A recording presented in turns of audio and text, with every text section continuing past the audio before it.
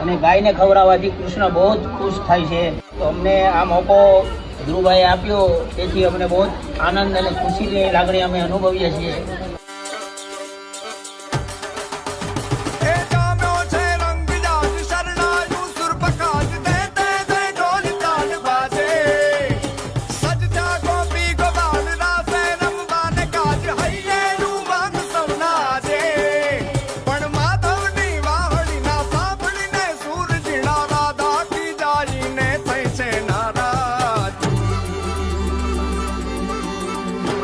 રંગભીની રાધાને લઈ બેઠી બાધા,